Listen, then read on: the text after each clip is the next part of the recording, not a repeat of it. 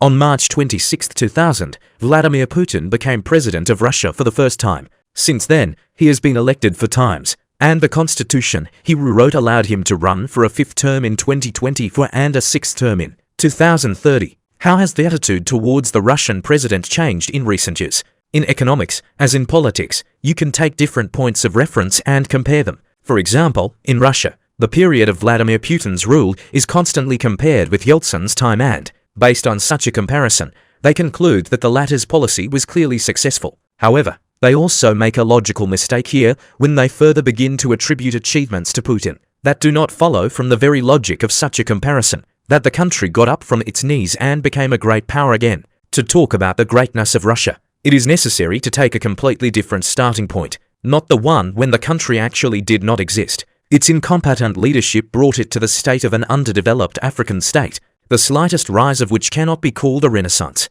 but the one when the country was really considered a superpower.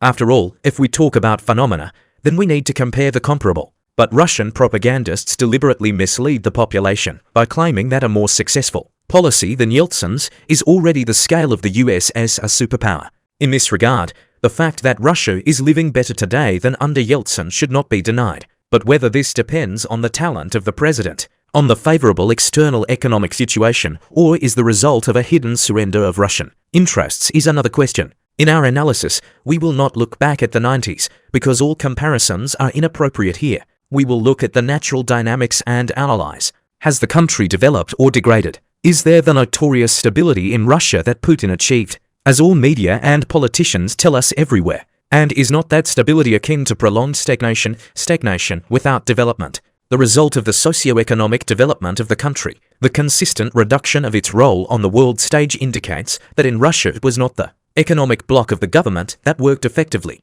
but a propaganda machine that carefully masked its failures behind beautiful slogans of raising living standards and GDP growth. Let's analyze the most important parameters characterizing the development of the country. Russia's gross domestic product has grown 7.7 times in dollar terms since 1999. This is not a record for the post-Soviet space. Other oil and gas countries, Azerbaijan and Kazakhstan, over the same period showed an increase of 8.9 and 9.5 times, respectively. The miracle in all 3 cases was caused by quotations for oil, which is Russia's main export product. In comparison with other comparable countries, Russia has indeed shown a rapid jump. The exception is China, whose growth rate is more impressive, but the question remains in the qualitative parameters of this jump. However, if we take constant prices in the Russian currency in rubles, then GDP has not reached the doubling mark not only in 10 years, as planned by the president of Russia, but also during the entire period of his reign. It has grown by 1/9 of a time. GDP growth correlated with rising oil prices, and this became the main factor in the Putin miracle. After the crisis of 2008-2009, the Russian economy has stopped growing at a rapid pace, settling on very modest parameters. The reason is that the raw material factor of the economy could not work for a long time. As structural problems in the economy increased, the oil and gas sector could no longer pull out the whole country. However, the authorities do not know how to draw conclusions, but are famous for their short memory when declared goals are not achieved, which is not a word in official reports. Let's recall the brightest promises that concern GDP. 1. In May 2003, Putin promised to double GDP in 10 years. That is, in 2013, Russia should have received the same doubling, although at that time the growth was 49%. In total, since the announcement of the promise, GDP has grown by 48%. But this did not prevent Peskov from declaring in 2015 that the ambitious goal of doubling GDP, it probably de facto could have been really fulfilled, and it was actually fulfilled. Moreover, Alexei Kudrin came to his aid, who began to keep a report not since 2003, when the task of doubling GDP was set, but since 2002. In 2011, Putin announced that it was necessary to unleash the flywheel of economic development, growth rates up to 6 to 7% per year, and over the next 5 years enter the top 5 largest economies in the world. During this period, the growth rate not only slowed down, but became negative. Russia not only did not reach a growth rate of 6 to 7%, but entered stagnation and then recession, descending from 6th place in the world to 13th in terms of economic volume. 3. In 2012, in his message, Putin announced that a one-sided commodity economy, as we have repeatedly said, is not just vulnerable to external shocks, Most importantly, it does not ensure the development and demand for human potential, is not able to give most of our people the opportunity to find use for their strengths, talents, work, education, and therefore, by definition, generates inequality. And finally, the reserves of the raw material model have been exhausted, whereas the interests of Russia's development require annual growth of at least 5 to 6% of GDP in the next decade. In 2014, when the price of energy began to plummet, Putin repeated his original message. We expected growth, increase in energy prices. We keep them at a good level, but there is no such growth as before, and this source has exhausted itself. How well it was said. This means that an effective leader worthy of re-election should do everything in accordance with what has been said. However, despite the declarative recognition of the exhaustion of the raw material model of the economy, the president not only did not propose new growth factors, but eventually further consolidated the raw material model of the economy. Firstly, despite the fact that the price of oil has fallen, Russia has become more active in promoting its product to the foreign market, which has manifested itself in the huge costs of building pipeline infrastructure. Turkish Stream. There was an attempt to lay South Stream gas pipelines to China, Nord Stream 2. Secondly, the volume of energy supplies abroad and production has not only increased, but has become a record. If 512 million tons of oil were produced in 2011, then in 2016 it was already 547 million tons. That is, the loss of income from lower energy prices was replaced by an increase in production. The volume of oil products exported since 2011 has increased by a quarter. Crude oil and crude oil products by 16%. Thirdly, all foreign policy initiatives are also subordinated to the interests of the commodity economy. The president set a course for the development of the Arctic because, according to him, it is a region rich in mineral resources. The approval of Turkey's intervention in Syria is a bargaining chip for the Turkish Stream. Gas pipelines to China are a response maneuver to Western sanctions and threats to sell oil and gas to Europe.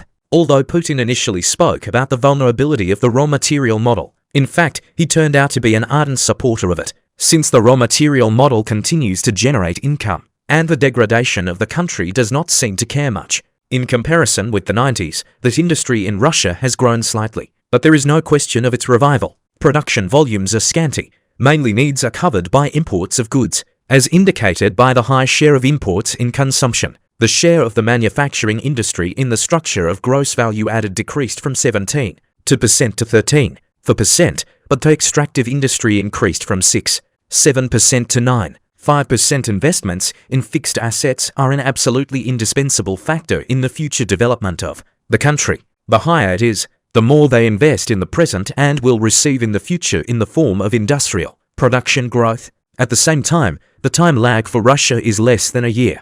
If in the first terms the growth rate of investments was relatively high, which was largely due to investments in the commodity sector and a low overall level of investment, then in Putin's third term investments began to fall, reaching the bottom in terms of gains of -10.1% in 2015. The share of investments in fixed assets to GDP decreased to 17%, although according to the May decrees in 2018 it was supposed to increase to 27%. The state chose a course of self-exclusion, as a result of which its share in investments was increased to 12%, which is not surprising against the background of budget deficits and the policy of the state's withdrawal from solving state tasks. Only even this 12% is an ambiguous figure, since investments were not evenly distributed, but focused on the implementation of large-scale programs, preparation for the championship, construction of the Kerch Bridge, pipelines. Russia has been pushed back to the level of 2001. Here is such a development. The reduction in investments in fixed assets showed that the Kremlin has no strategy for Russia's economic development, except for the exploitation of the raw material model. The investment structure also reflected the distortions of the Russian economy. If in 1999-14, 5% of investments were directed to the mining sector and 1% to the manufacturing industry, then in 2017 16% went to the processing sector and 25% went to mining. Such a strong bias is another confirmation that the Kremlin does not see any other model of development other than raw materials. In foreign trade, export operations confirm the fact that the power elite has focused on exporting resources from the country. The share of mineral resources in the export structure reached 71.5%, decreasing only against the background of changes in oil prices. In value terms, the volume of exports of mineral resources has increased by as much as 6/10 since 1999, while the technological sector, machinery and equipment, has only increased by 3.5 times. Russia has become actively selling agricultural raw materials and food products, which again indicates that it is difficult to call it an innovative or industrially developed state. Export-import operations are another indicator of the state of the Russian economy and confirmation of the thesis that all development is based on an extensive method. During the reign of Vladimir Putin, the national currency no longer experienced shocks comparable to the Yeltsin era, but the Russian ruble could hardly be called a strong and stable currency. Stability in mentioning the ruble was inappropriate. The ruble exchange rate has depreciated by more than 3 times. For example, in the Soviet period, on the contrary, there was a steady trend of its strengthening. If in 1950 the exchange rate was for rubles 45 kopecks, then in the period from 1970 to the end of the 80s it varied from 90 kopecks to 60. That is, in the long term, the national currency strengthened. However, the excessive openness of the Russian economy, its dependence on energy resources, as well as the decision to switch to a free-floating regime led to the fact that the stability of the ruble as a constitutional obligation of the central bank was not just failed, but replaced by inflation targeting. As a result, the volatility of the ruble has increased dramatically. The depreciation of the ruble by half and the increase in its volatility are signs that refute the thesis about the stability of the economy achieved during Putin's rule. In fact, after the crisis of 2008-2009, the Russian federal budget has not been able to reach the level of self-sufficiency. The previous growth factors of the raw material model have exhausted themselves. The growth rate of the economy slowed down and then became negative. As a result, the budget became deficient. Since 2014, this has been supplemented by a sharp decline in revenues from the oil and gas sector due to falling energy prices and increased spending on foreign policy adventures. The budget surplus, supported by favorable oil prices, naturally became a deficit, showing the dependence of the Russian economy on the external environment. The debt of the regions began to grow uncontrollably. The Kremlin boasts that the external public debt has been reduced, but at the same time, the growth of the external debt of the private sector has become negative, which was caused, among other things, by the tight monetary policy of the central bank. Secondly, the growth of the debt burden of the subjects of the Federation. The growth of the debt burden on the regions began in 2013. It was then that the regions were given responsibility for the implementation of the May decrees on raising salaries for a number of categories of public sector workers. In nominal prices, the gross regional product increased from 2005 to 2016 by 3 as many as 8/10 of a time. Then the internal debt of the regions increased by 6 as many as 5/10 of a time. With such a jump in domestic debt, it is quite obvious that the regions simply do not have reserves to implement the new May decrees. Another characteristic feature of this period was the flight of capital. Moreover, it is quite open. Huge amounts of money were being withdrawn from the economy through offshore companies in plain sight. While the Kremlin was looking for ways to replenish the budget, potential taxes were flowing out of the country. Demonstrative de-offshorization had no effect. Government corporations are also involved in the offshore economy. Since 2000, 600 billion rubles have been exported from the economy, and this is only according to official data. In 2014, the outflow reached 10% of GDP. In Russia, the result of the policy of enriching the ruling class was the growth of social inequality, the victory of one oligarchic clan over another. As a result, the number of billionaires in the country has increased markedly. If in 2000, according to Forbes, there was not a single dollar billionaire in Russia, then under Putin their growth became rapid, reaching a peak in 2014. If in 2017, 146 million Russians had a combined income of $768 billion wages in the structure of GDP, then 96 billionaires owned a fortune of half of these incomes, $386 billion. The number of dollar billionaires rose from 0 in 2000 to 111 in 2014, followed by a decline to 77 in 2016. The achievement of the period in the form of the struggle against the oligarchy actually became the change of one oligarchic clan to another. The new faces of oligarchic Russia are the friends of the president and their partners. The Center for the Study of Corruption and Organized Crime claims that entrepreneurs from the inner circle of the president of Russia have a fortune of $24 billion. 89% of all personal wealth in the Russian Federation belongs to only 1/10 of the population. In Russia in 2016, the number of dollar millionaires reached 132,000 people, an increase of about 10%. In 2015 there were 120,000 people. This is about 0.1% of the Russian population. Altogether they own $930 billion, which is 62% of the total wealth of the country of $1. 5 trillion. Over the past 10 years, their number has increased by 31%. Russian businessmen, who are called responsible in the Kremlin, keep offshore, according to a study by VAS National Bureau of Economic Research, as much as the official financial assets of all Russian households. The wealth transferred by Russians offshore from 1990 to 2015 amounted to about 75% of the country's national income. That is, rich Russians keep as much outside the country as the poor do inside. Enormous natural resources are exported from the country, and only pennies go to the national budget. The system of interaction between big business and the Kremlin indicates that oligarchic capital has been preserved in the country, the old guard has been mostly exterminated, and a new one has taken its place. Vladimir Putin has not created anything in 20 years, neither production, nor science, nor mechanical engineering, nor agriculture, medicine and education have declined. Instead, he was withdrawing money offshore to friends' accounts. Putin has taken over oil, gas, gold mining, diamond mining, timber, military industry, construction of large facilities and pipelines, where he has assets that are registered to friends. At the same time, it distracts people through corrupt media and TV, with external threats and enemies who allegedly want to seize Russia's wealth, take away your beggarly pensions and salaries, to take away the victory in the Great Patriotic War and so on. He surrounded himself with crooks from the security forces, officials and bandits, sycophants from artists, singers and athletes. Officials, security forces, judges steal. They are engaged in enrichment, lawlessness and thank Putin for the system he created. Putin now reigns supreme over unhappy Russia. The country is not developing, the economy is falling.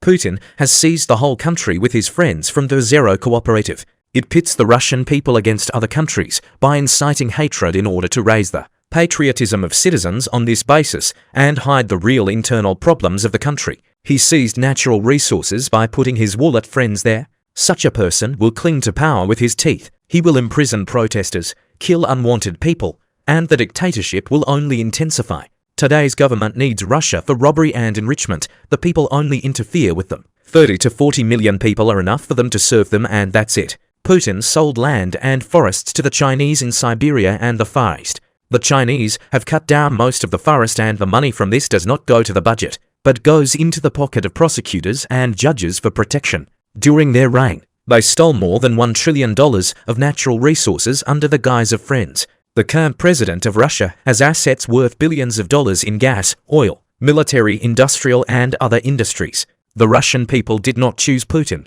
Boris Yeltsin brought him. They needed an unscrupulous and dirty man.